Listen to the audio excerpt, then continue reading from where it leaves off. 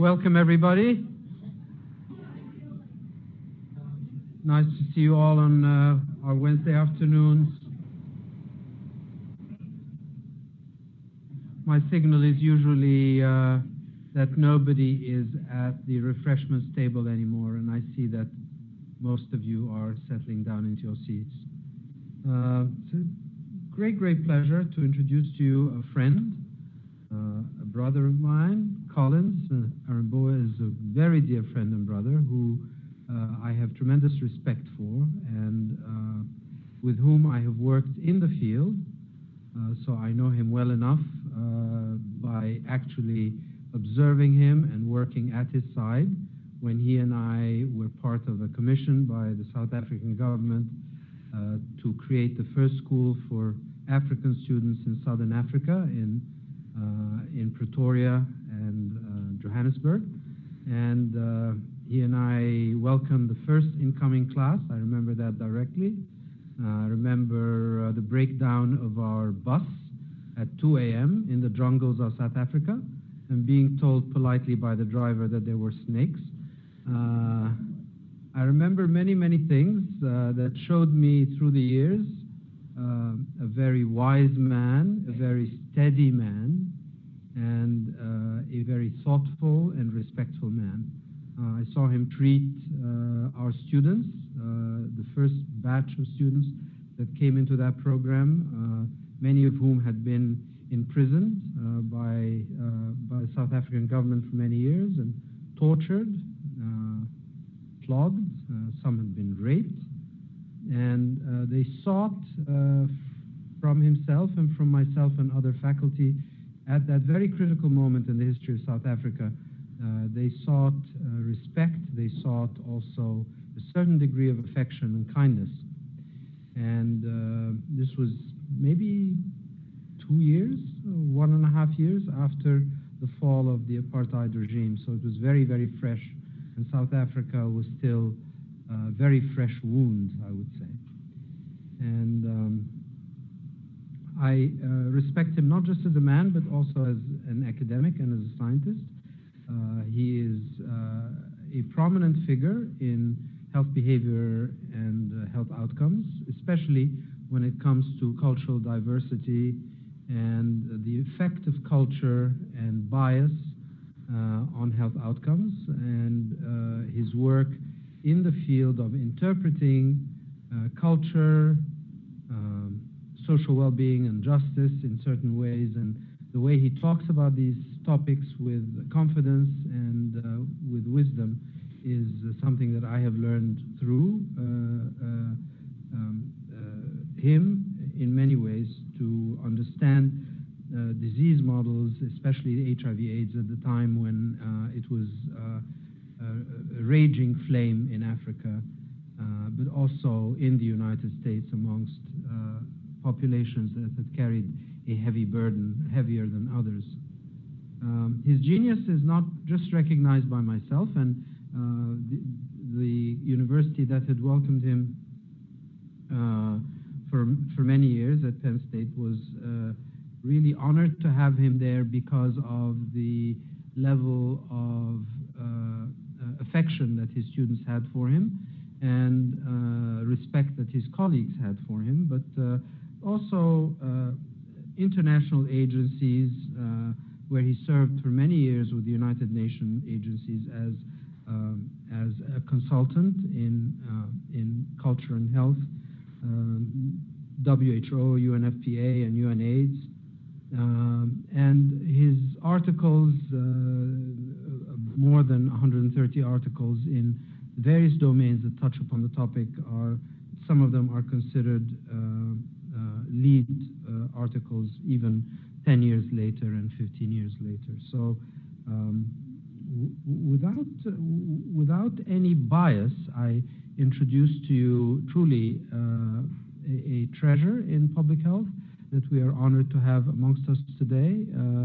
He also chose to lead the College of Public Health at St. Louis University for a brief period, where he selected to go there because of social justice being ingrained in their mission statement, and certainly made a difference during his short tenure. And we are very, very happy that during the coming year, we hope to be seeing more of you as a visitor. And now that you have more time for your friends, we hope that you will enrich our academic environment with your knowledge and your expertise. So without more, because then the next thing I'm going to start crying at the podium, I think I invite you to come and share with us your wisdom and your knowledge.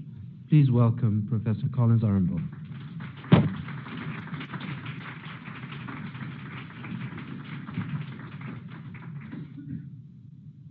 Hello, everyone.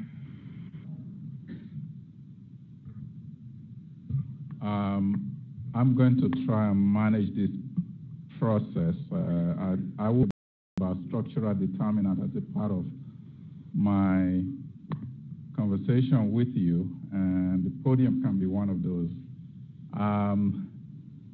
Let me first of all thank my brother Yodin Aima Muhandis for his generosity of spirit, and he's a true kindred spirit in the sense of the value and commitment to what we all share dearly and how to address the foundational causes of inequity that we may frame differently as determinants, social justice, or in a number of ways, the problem with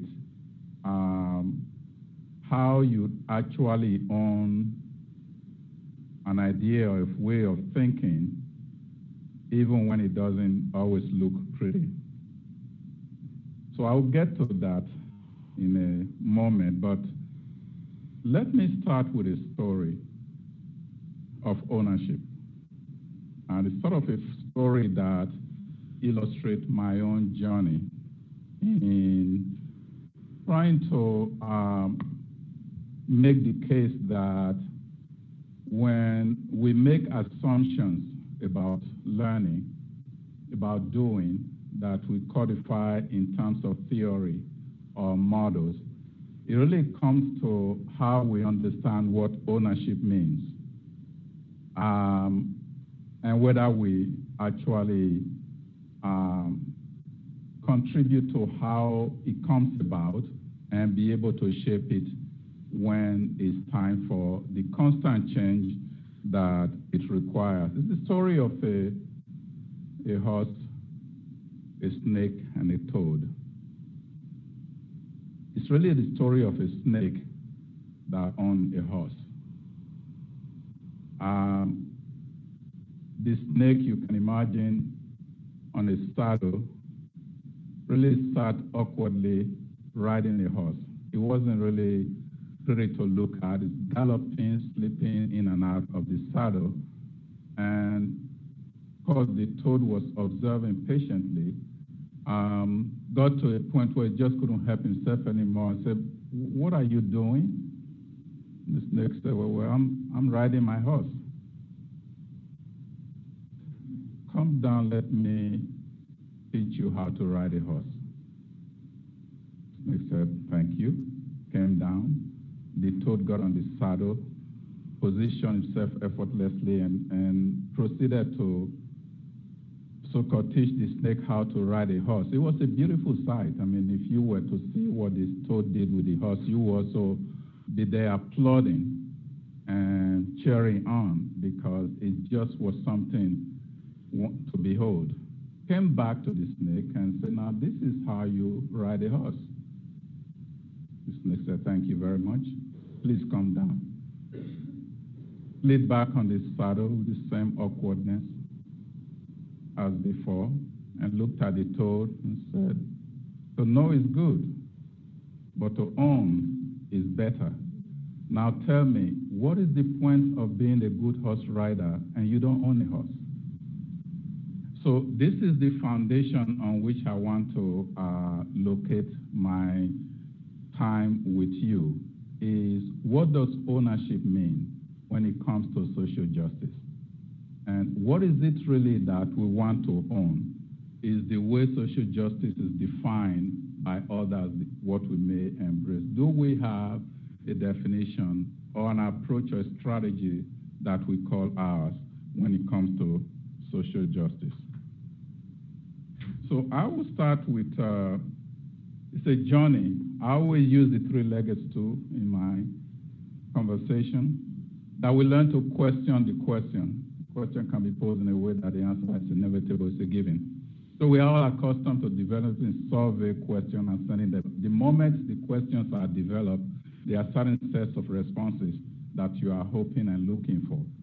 That is so doesn't invalidate it. It simply means that you need to understand that it already preconditioned that which you are going to expect. And that inequity in health is with us, is global, and it continues to be with us. We need to understand why that is so. And that culture matters.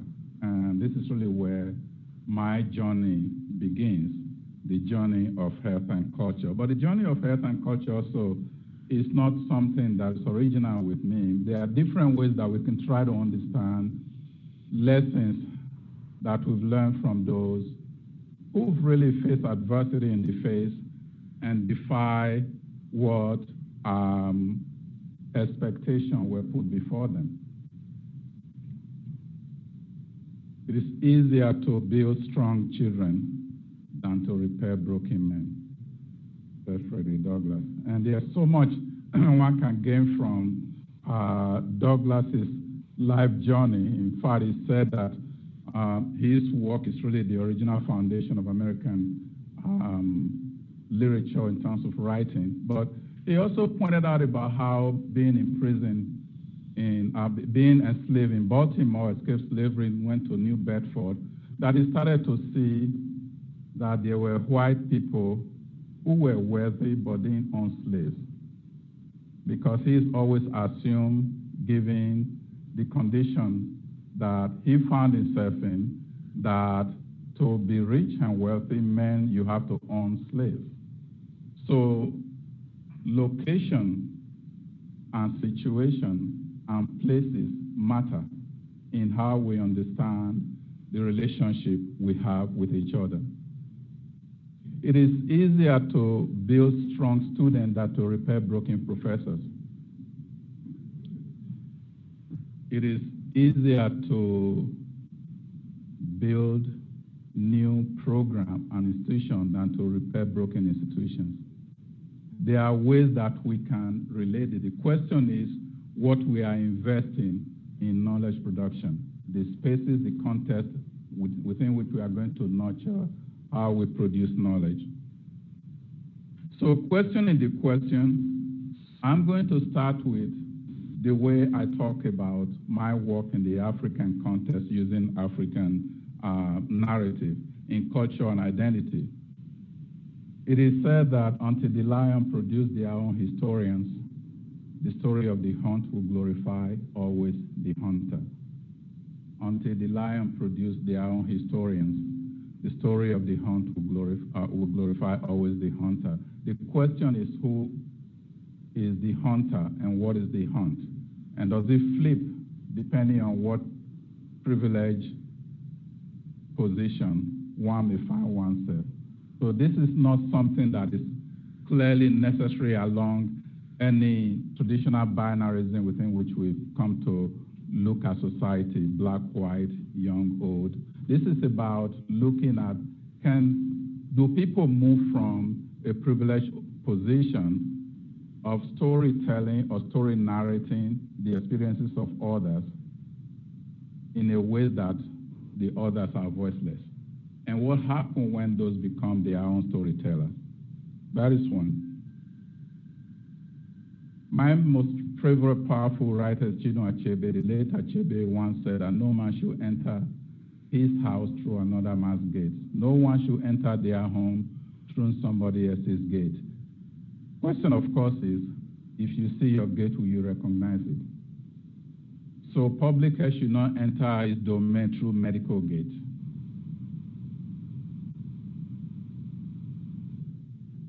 There are a number of what we can think about. What is the gate to social justice? What does it mean? how have we defined ourselves in a way that undermines the very effort we are trying to undertake? My mantra, do you know who you are without what you do? Who are you without your title? And we're always saying, well, I'm a professor, I'm a director of this, I'm a chief. What happens when you don't have those titles? Because when we engage community to have conversation and share with us, we are not engaging them at the level of what title they may have. We are engaging them at the level of their personhood, the context that define them. Do you know what that is in your case? Whether you are a faculty member or a student who carries certain title or identity, what happens when you don't have it, and who are you without those titles? And those are foundational for me in how you address issue of identity and culture. And there is a late Malian historian, Amadou Hampateba, that once said that the hand that gives is always on top.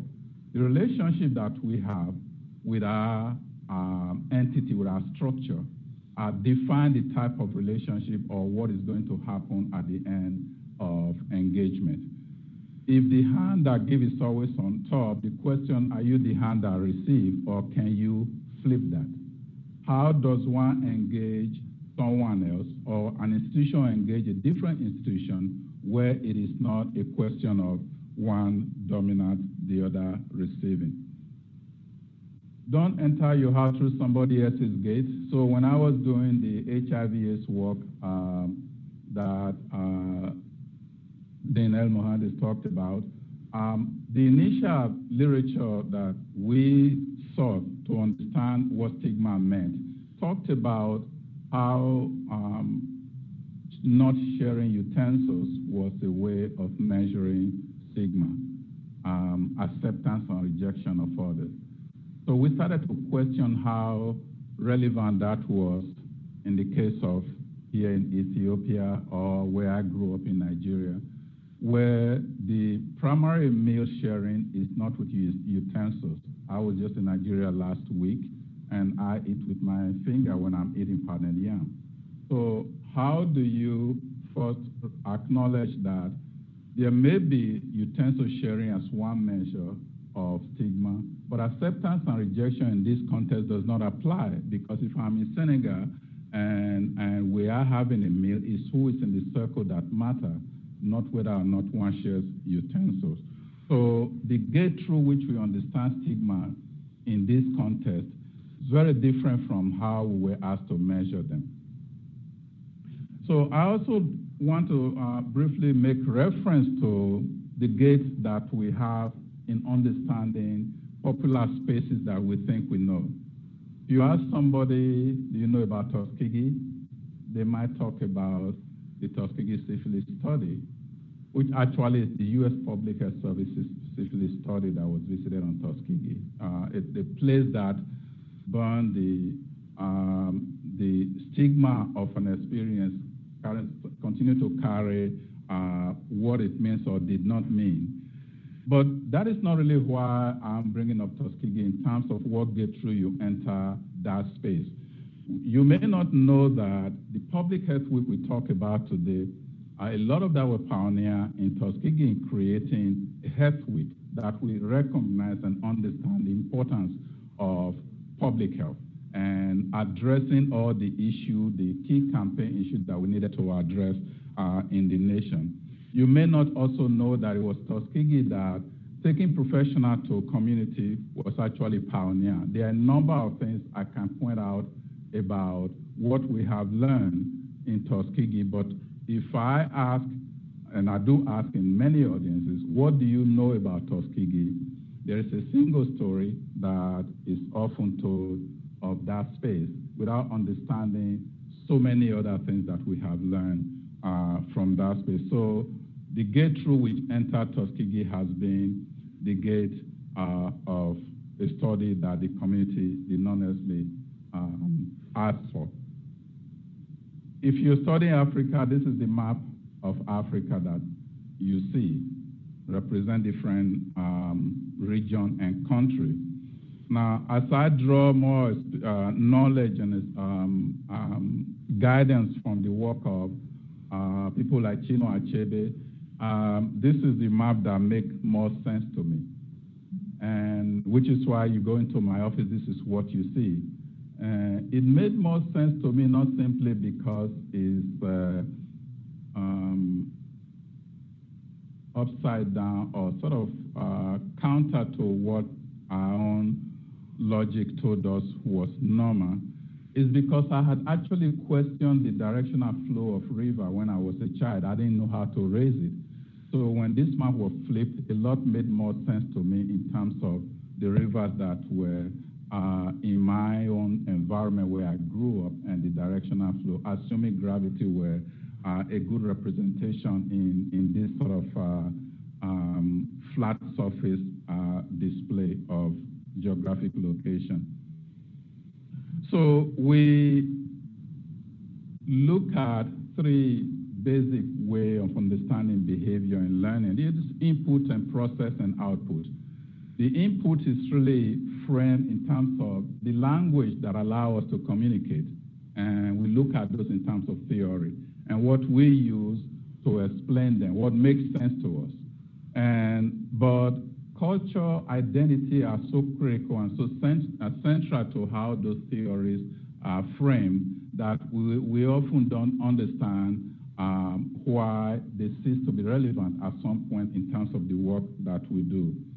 In the types of process, I've often asked, are we studying disease? Are we interested in people? Or are we interested in context? So when we start talking about social determinants of health, I started adding structural determinants of health as a way of not focusing solely only on people, but looking at the structure and system that not only create, in many cases, nurture these gaps and inequity that we are working very hard to overcome. And why study African? Why the interest? I would ask people, why the interest in Africans or the hyphenated Americans? Is it because somebody saw a movie or a film that shows flies in people's face and say, I want to go help those people? Or is there truly an interest in trying to understand a number of the ways that people engage their environment in the spirit of sharing and learning? So whatever motivates us to want to study a population is going to influence what the input is going to be. In other words, the assumption that we codify in theory and model, and is going to influence what we are looking at, whether it's the behavior or the disease or just nature of relationship.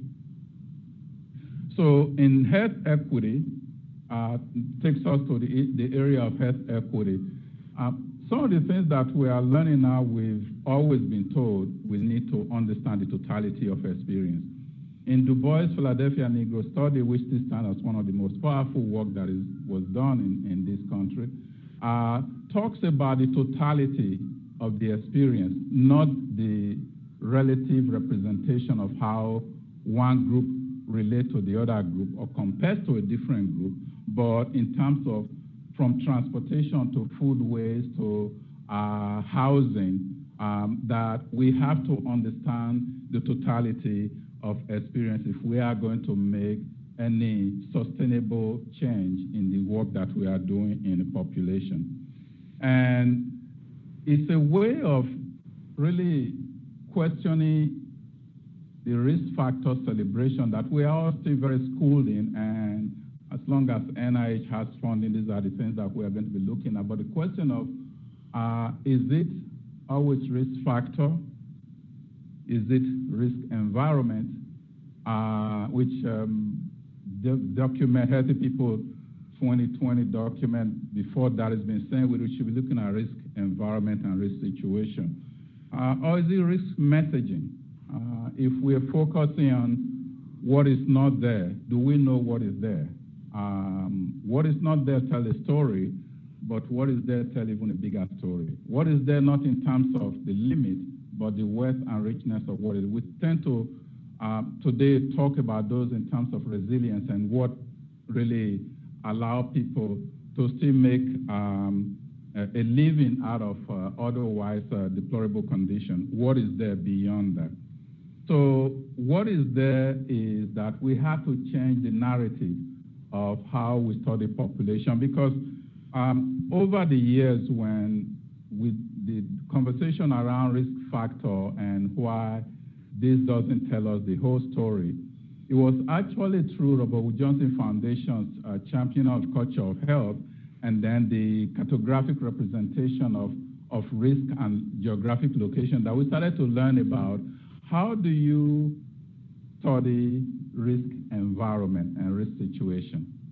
And that we begin to look at, if you were to just say one outcome, life expectancy at birth, that we can begin to not just compare one country to the other, not even compare one city to the other, but to look at within a 10-mile radius in any space and begin to see the inequity or disparity within that particular space. The distance shown in this case, depending on where you are in where I work, St. Louis, and the distance shown here in terms of within a particular space, the difference in life expectancy. Because before then, we still do that. We do international comparison.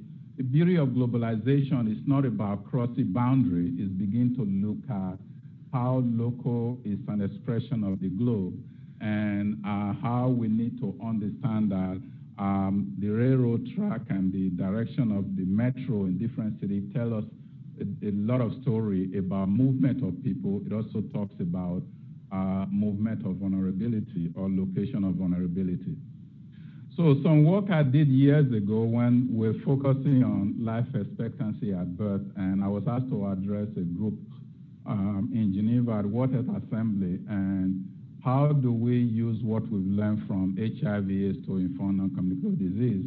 My argument was that if we are going to really look at life expectancy at birth as one of the arguments, that is still limiting, even though it's accurate. We need to be looking at life expectancy at age 5 and at age 50, because of it was NCD that brought us together.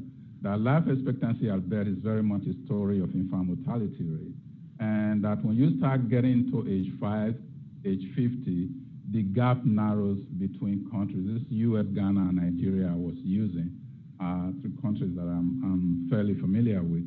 So again, the risk messaging and thinking of a different way to represent what is there and what is missing is the way we have to think about how you address inequity and address social justice.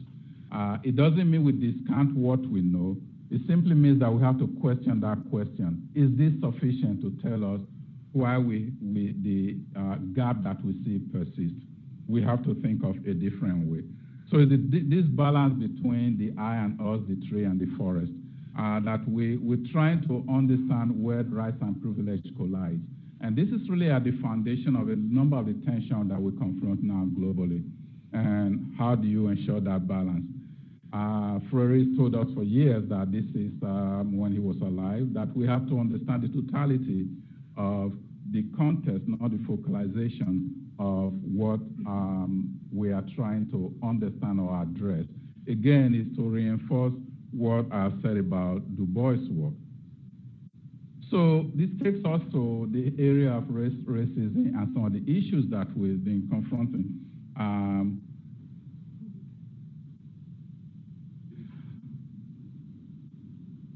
going to pause for a moment and let you take a look at this, because it's just a few years ago we thought the BS Summit was almost the end of the world, and a police officer went into Skip Gates' house, and all the brouhaha that resulted from that led to a summit in which the president, through dialogue, which he believed very strongly in, and negotiation and reconciliation, met with the 2 principals to try and come to a better understanding.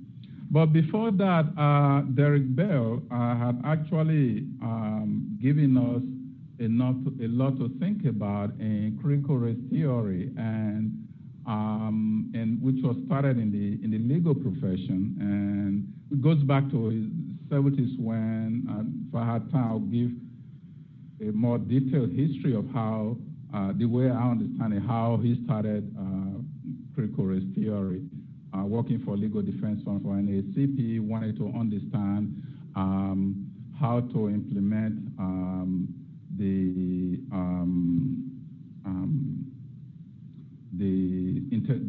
school desegregation, only to realize that there were black families not sending their children to school because the children seemed to be learning better in a segregated school that was more black than the segregated one. So it led to a paper he wrote called Serving Two Masters. First, you are trying to ensure you're upholding the Supreme Court decision. At the same time, I cannot ignore what the family are actually telling me. That is the actual experience of family that you need to help deal with the segregation. And that is how the critical race theory got advanced and it moved into a different area. And more recently, a former student of mine, Chandra Ford, and I wrote critical race theory or developed a framework on how it applies to public health.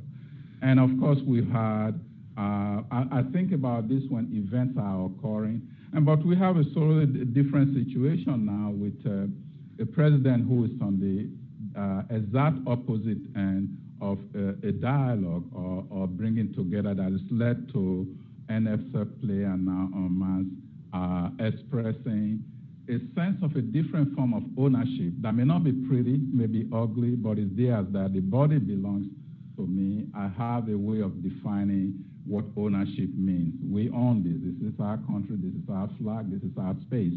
And you don't tell us how to use our body to define loyalty or define patriotism. That is all a part of what the goal of critical race theory tried to do, is to break apart the different components so they're beyond the individual act of racism, but begin to understand how the structural system create these alignments and misalignment that lead to different behavior that we see. We know that risk was a major factor in the Heckler report of '85 that gave us the first language of excess death, meaning if the playing field were level at the time it was released, 60,000 African American and minority lives would be saved, and the number kept going up beyond that. We also know that years later, the World Health Organization commissioned a report when social determinants started to gain momentum, that we needed to know and understand better what was happening. And the report basically gave 3 recommendations: improve living conditions, address power imbalance, and then once you've done this, come up with a different way of measuring things. So hence some of the things that I've been sharing with you in terms of using cartography and population location to measure risk environment, not just risk factor. We know that the debate that doesn't seem to end over Affordable Care Act is all a constellation of this. This whole issue about who is responsible, the I, the we, or the us and the them. Going beyond health, what are the rules and policy and ideas and value that regulate our behavior, that guide what we think? Probably heard of the popular Yogi Berra expression, when you get to a fork in the road, take it, right? And we laugh at this and we use it, but in a sense, that is really where we are. We are asking to take the fork in the road. The fork in the road has become that intersection where you couldn't really take one or the other. You have to define and actually reverse the direction of movement. That is no longer moving from the fork outwards. You are going to move people down to the fork because that is where the conversation should be taking place. And on the level of health, I can say this in terms of the division I often see between those who will say, I'm an infectious disease expert, or those who say, I'm a chronic disease expert. I say, well, HIV, AIDS, TB, some form of cancer is both. So how do we get everybody to start having conversations across those professional and disciplinary alignment that may have actually defined the degree and credential, but does not always hold true anymore in terms of the intersection that we need to come to have conversation, not just about social determinants, conversation about structural determinants of health. And in fact, if you look at the last effort by the UN, we went through Millennium Development Goal and ended in 2015. The Sustainable Development Game Goal with 17 goals is also really trying to address structural and social determinants of health. It's looking at the totality of condition, not the focalized view on what disease, because those expresses disease is a way of, it's an expression of something more insidious and something more problematic in society. Is this torso that I said between the head and the heart, and Native American expression that says the longest journey you ever take is the journey between your head and your heart. And of course, we are in academic. If money is in a particular area of area of interest, you go for it. That's where the head is. But your heart is telling you, I'm working in this community. The grant I'm actually applying for, I need it. But at the same time, what the community needs is really somewhat different. So is this journey that we don't make it a one-directional flow? Tension is good, but you have to acknowledge it that this is really what we are struggling and we are wrestling with. So I wanted to just say briefly that in this journey of head and heart, we've learned so much about sort of three behaviors that has become so crucial and central to what we do. That when you wake up in the morning to when you to the end of the day, that you're going to consume something, and then you will spend certain level of energy, and at the end of the day, you sleep, unless you are writing a final project or you have a proposal you're working on. But the question of how all of this connect in some way is what we are trying to understand better, and what culture and identity play in understanding consumption pattern. The two burger I showed you, the one on the left was what might have been there when I came to the US in 1977. In fact, the large fries of those days are too small to be served to anybody now. It doesn't even exist as a small fries today. The size of the burger gets bigger, and not to be outdone, the utensil industry and the plate industry have made your regular plate serving plate what used to be the platter with which you pass food around. Not to be outdone, the cup industry in terms of your automobile, if you buy an older model car, and because the space that was in the older car was too small for a cup, we designed a cup so that the top is big, the bottom can still fit that placeholder. So everybody got into the game of larger, larger, larger. And at the same time, that is structural systemic, but we are trying to zero in on individual behavior. Well, we're looking at McDonald's. McDonald's did offer salad. In fact, there was a time it would introduce veggie burger, which it quickly pulled out because people were basically saying, well, if I want to eat that, I wouldn't come here. So it wasn't just the fast food restaurant, it's family restaurant that take pride in giving you more than you can eat, so you can take a doggy bag home even though you don't have a dog. We have to look at the structure and the system, how we become accustomed to it. This is why global engagement is so important, and I feel so passionate about it, because when you get students out of their regular environment, they're in a different space, and you begin to, that experience allows them to see that what they are experiencing and normalized is so odd and different in different locations. I was in France recently. I'm still amazed. I'm served a glass of wine, and the person telling me it's a big glass is smaller than my small glass of wine at home. I'm talking in my home now. So everything, size, shape, is all culturally designed, culturally constructed. Movement, energy expenditure, we come up with all kinds of gadgets to measure how much movement we engage in any given day. And then there are a number of ways now we're trying to look at a gadget that will measure what you consume, how much movement and how much sleep we get. We've gotten so good with sleep research now that in many cases we are not doing sleep lab because those are measuring sleep apnea and other conditions that are so obvious in sleep. We are using a tachographic device and to get people to go home and sleep in their natural surroundings so we can understand whether or not they're getting good sleep. Then the question becomes, what is good sleep? The quality and quantity is culturally defined. So I did a paper with colleagues to look at. I actually first called it "I sleep, therefore I am." The journal said, no, change it. Change it also. We'll call it "I sleep because we sleep." It's really to also make the case that even in sleep research, when you go to bed, matter in culture. My first time in Spain, I met a friends who came to welcome me at the hotel. It was about 5:30. They said, "What do you want to do?" I said, "Well, I'm really hungry. I'd like to go to dinner." They're laughing at me and say, "Why?" I said, "We just finished lunch.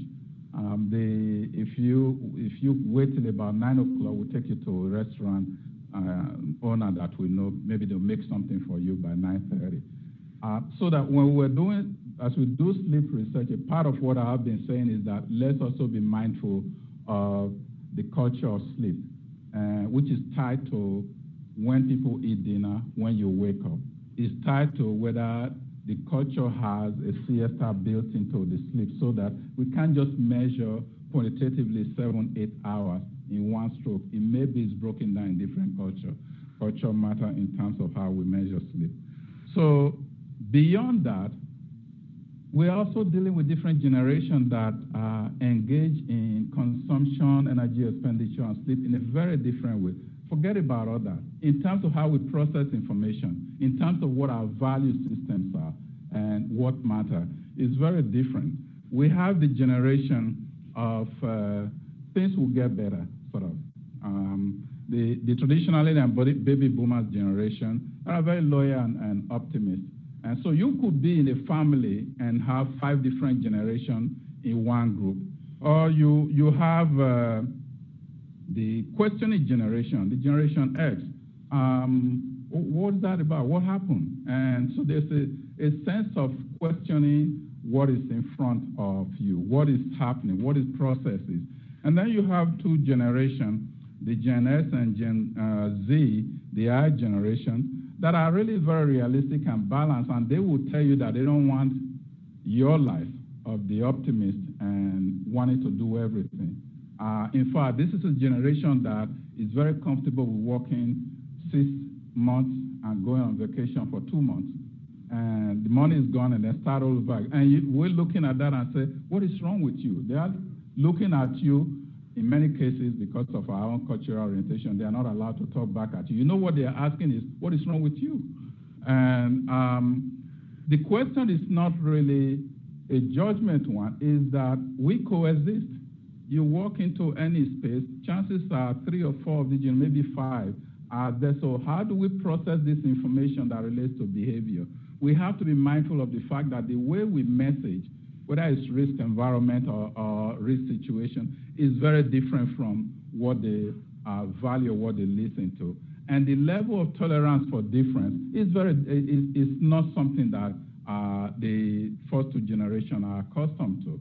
So we keep wanting to tell the younger generation how to change, and they are looking at it and say, but you want to, in a sense, be where we are, be balanced and be real about things and not be so questioning or having optimism. It's a very different way of thinking, of understanding the different contexts and the space we share. So the last part has to do with what my work in culture. I use Shoyinka's work in terms of illustrating the importance of culture, where one may depart from it and claim some political prominence, and when things start going bad, we start running back to culture and seeking that assurance and guidance and solidarity. That was why I developed the PEN 3 model. Some of you may have heard it. I'm not going to go into detail about it, but the key message for me is that everyone, every space, every community, every society has something positive about it. and you have to find what those are. If you can't find it, you should get out.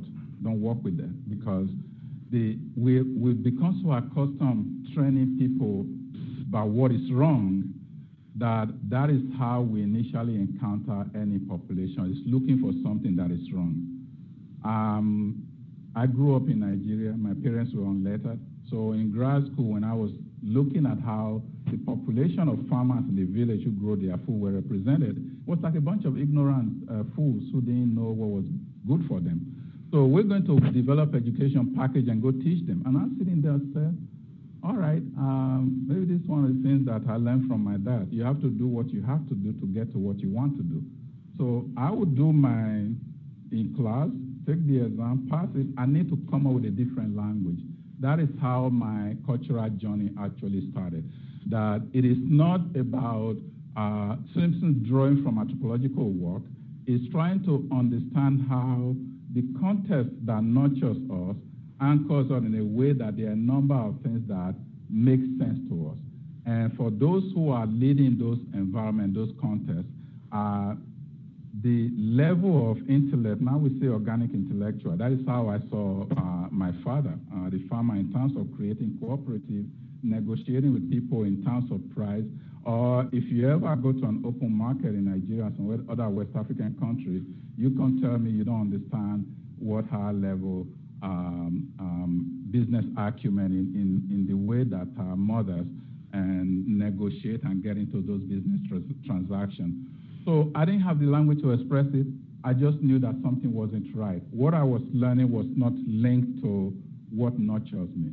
But I would learn it, I would study it. In fact, I'm going to go more than that and study some of the assumptions that inform this theory and come up with a different narrative of what really matters. So again, we all have something positive about us. We need to look for what those are. And then we can work towards what is unique or is essential before we get to what is negative. The Pen 3 has been written about by a former student who was actually at St. Louis University and a couple of former students, and captured in these two work. But what is so important to me is in the Pen 3 work is really how do you come up with a tool or different tool to help to understand a different reality that you want to express and train people to understand. And so I draw on different writers. Audre Lorde said that the master's tool can never dismantle the master's house. You basically have to come up with a new tool. The master's tool was designed for the master's house. If you dismantle it, whatever you come up with the same tool will be a mirror image of what is there. It may not be a mirror image, but it will be designed to respond to what is there because that is what the tool does. This is why I talk about theory and models a lot. They are sets of assumptions that respond to different sets of reality. If you are going to come up with a social justice program or one that addresses inequity, it has to be a different tool. It doesn't mean you condemn what is there. It simply means that you know that this doesn't work for the context in which you are trying to make a change. This is what we did with UNAIDS work. For 3 years, I was asked to lead a group to develop a new framework, communications framework for UNAIDS. We literally said, we're going to give you a house. It will be up to the region and countries to make it into a home. So we'll give you the frame from what we understand, the 5 areas that we saw were so crucial in successful HIV/AIDS program: policy, socioeconomic status of culture, spirituality, and gender. But how it plays out is something that you have to do at the country level. More recently, we did, a colleague of mine at NYU did a special issue on addressing non-communicable disease in Africa and the Global South, and did a paper on leadership and that we call Claim Your Space. How do you claim your space given all the things that I've talked about? When the ownership doesn't seem to fit with the acquisition, when the skill levels seem to be not in line with what it is that you own, but you know it's yours and you have to continue to work at it and tweak it. And so we talked about claim your space. And in collaboration with Chandra Ford, we developed, again, critical race praxis applied to public health. And we are going to be doing a special issue of ethnicity and disease early next year based on the work that has been done around the country around critical race theory applied to public health. What is the future as a way of ending? We talk about innovation, we want to perfect things, and we want to dream. What I'm going to do is just give you a gems from others as a food for thought, things to reflect on in terms of innovating. Because it's not always about improving is not enough, because there's something about innovation that really throws off the logic that we once knew. I mean, you take Airbnb. It took it 7 years to get 1 million rooms, and it took Mario 58 years. You take Uber, it has no fleet. It's the largest taxi company. You take Facebook, it has no institution that produced the document, but it is the biggest news channel that you could. Then Alibaba, that has no warehouse, and some of them is the biggest chain. So in Nigeria, I talked about the Nollywood industry that has found a way to anchor the storytelling in the Nigerian way. It's occupy over 20% of the economy, and it's spread all over Africa. So innovation is not about building on what is there. It's turning what you know on its head and trying to look at a new reality. Discovery of electricity was not based on continuous improvement of candles. There are ways that people say we want to deal with equity or inequity by simply incrementally build on what is there. It's going to take innovation, because it doesn't mean candle is still not valuable. It simply means that it wasn't necessary to build on what is there. It's to come up with something totally different. And that requires a change. What Churchill said, to improve is to change. To be perfect is to change often. That is curriculum. And I think I talked to a group earlier about the new SIF criteria. Nationally, anyone's accredited. The way I see it is a way of saying, how often do you want to change? Not just now, but more regularly. To improve is to change. You want to be perfect, you have to stay current with what is going on and change often, not just in curriculum, in your outline, in what we share with students.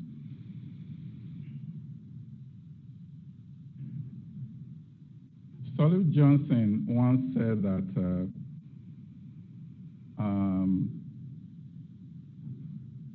your dream must exceed your current capacity to achieve them. If your dreams do not scare you, they are just not big enough. It's something I want you to think about. A lot of the things that we do in innovation and transformation is we want to dream. The idea is that if you can dream and you see how you are going to get there just quickly, then it's still not a dream. You are setting goals. It should be big enough that you are scared of achieving them, but you must take them on. And for me, the one that resonates with me in terms of going back to how I started, the horse and the snake, we face neither east nor west. We face forward. We prefer self-government with danger to servitude in tranquility.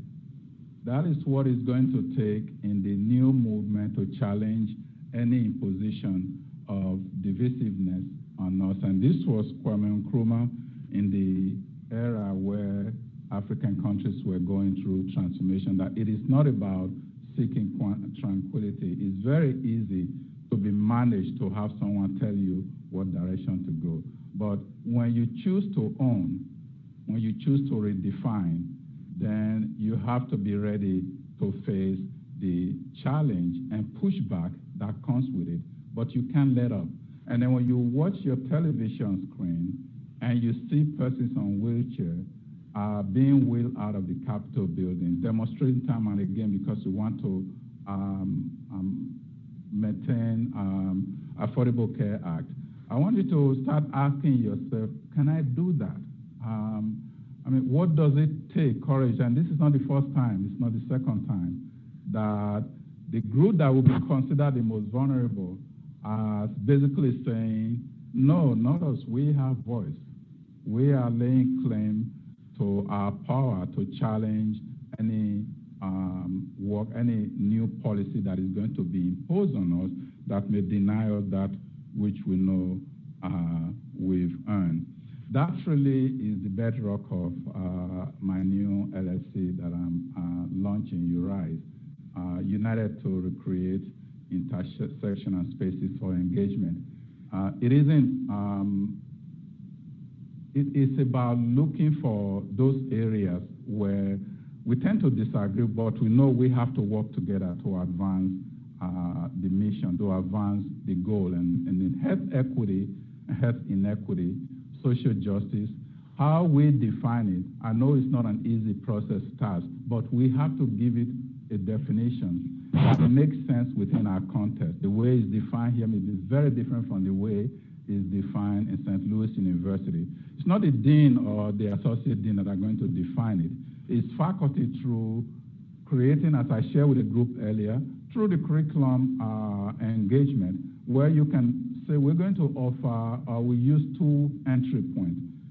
For every student that has come through our program, at least in the first semester, there need to be 1 or 2 things that they are going to be exposed to at certain entry-level class. And then when they are leaving, there are ways that they can be able to say to anybody who asks them, with your social justice mission, what is it that you learn here that you would not have learned if you didn't come to this school? And that becomes a part of the challenge of redefining what the social justice mission means. Health equity, health inequity is going to take a collective effort. And I have no doubt that you are up to the challenge. Thank you.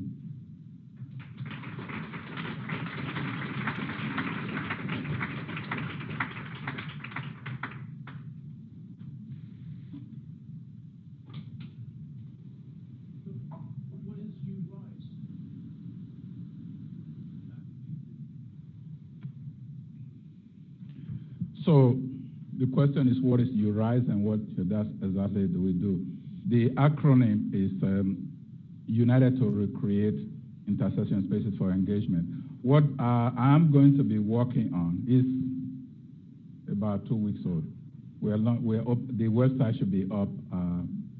It's taking what I've been doing around the world, talking to different groups, that for us to work together, I want to create a space that is not within any institutional structure, where people can actually engage some of those serious issues around culture and identity that we don't talk about, that we don't address. Because if we don't address them, we're not going to see an improvement in our human condition. I'm in St. Louis, and you've heard of the protest, and ACP actually issued a traveling warning for blacks going to St. Louis. My interest has been, how do you get law enforcement, community organization, school leaders, say 3 entities, together to address issues that we know concerns everybody.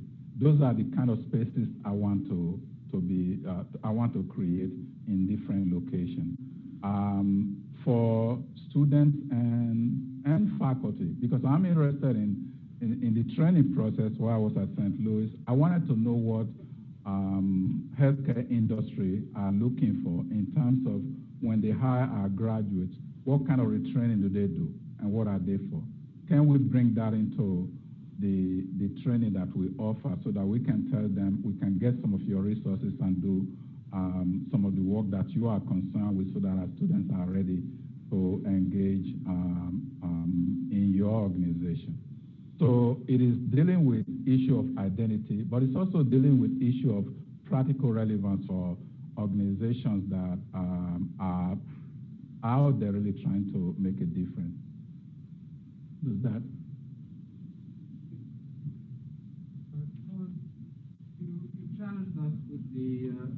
story of the snake and the horse.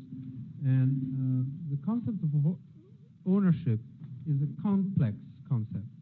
And I think in communities, rural communities that I've worked with in Egypt or in Indonesia and so on, there is an ownership of self when you are so limited in resources.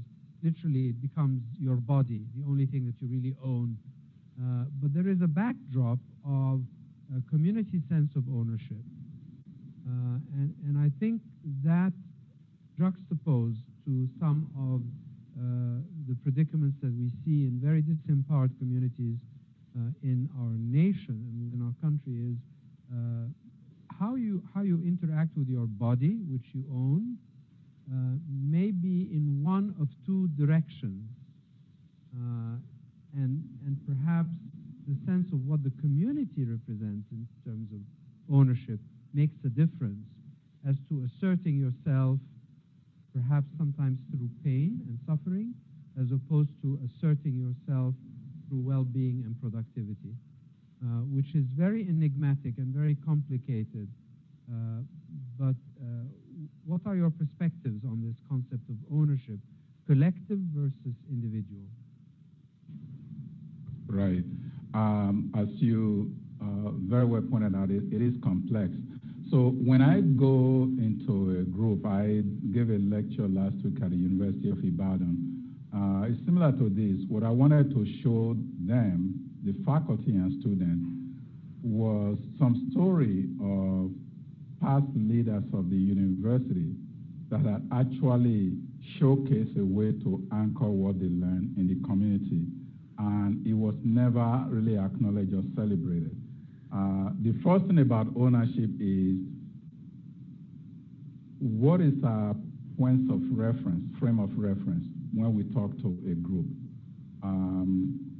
My work is really to understand what is important within that community. In the case of University of Ibadan, point out some of the things that have been missed. I can go into some detail about, there was an individual that actually developed, one of the food that is traditional to us is pounded yam. There was a professor, Professor Ofi, that in the 70s that developed how you turn it into powder and you make it, because I gave 3 different examples of development and innovation that came from there. I was never celebrated. He wanted to patent the process, and the government did not support it. A foreigner came and got the patent, and now it's everywhere. There are generations that don't even know what yam look like. They will know what the powder look like. In St. Louis, there is an exhibit right now in the History Museum that basically is saying that some of the work we celebrate today in civil rights, that St. Louis owned the original thought and idea. They didn't put it that way. To me, it's a part of ownership. By showcasing leaders in St. Louis, African-American leaders, who were at the forefront with the dress code decision and some of the major historical events and moments in U.S. history that still resonate today, to say the kids don't learn about this in school.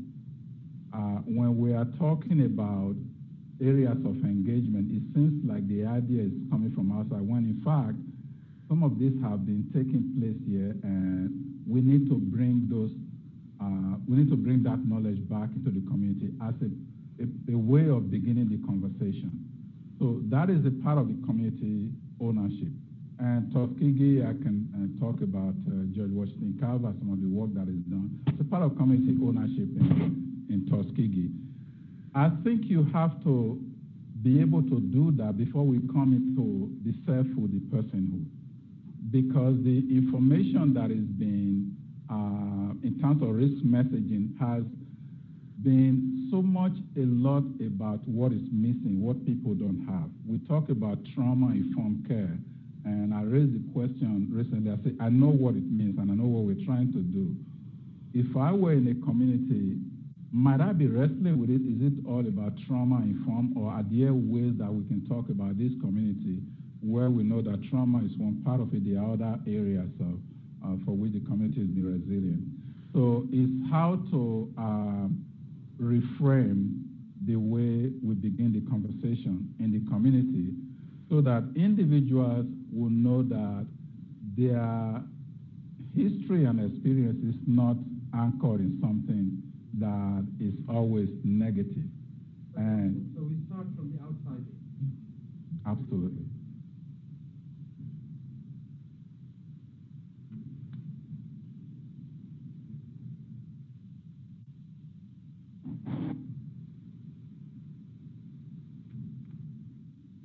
Do we have any students in the room?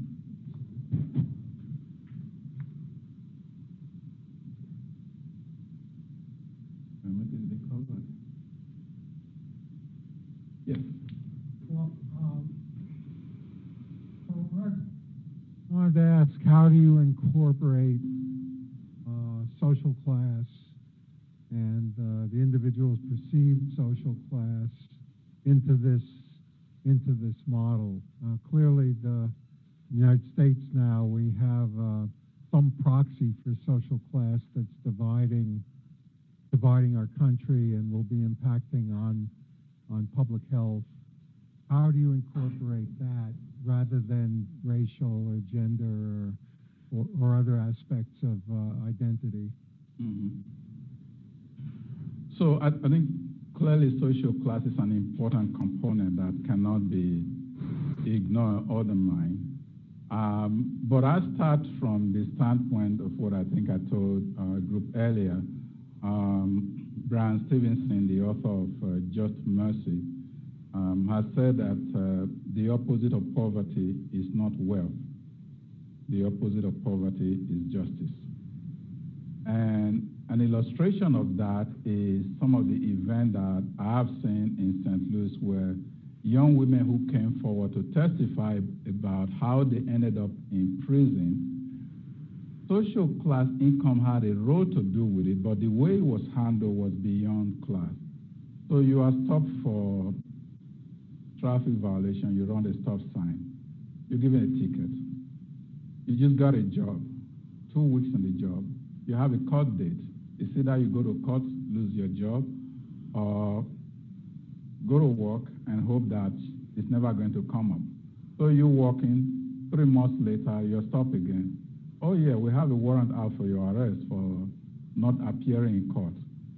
The story goes on to she losing her 2 children, serving time in prison because of a traffic violation that somebody else probably would not have had to pay.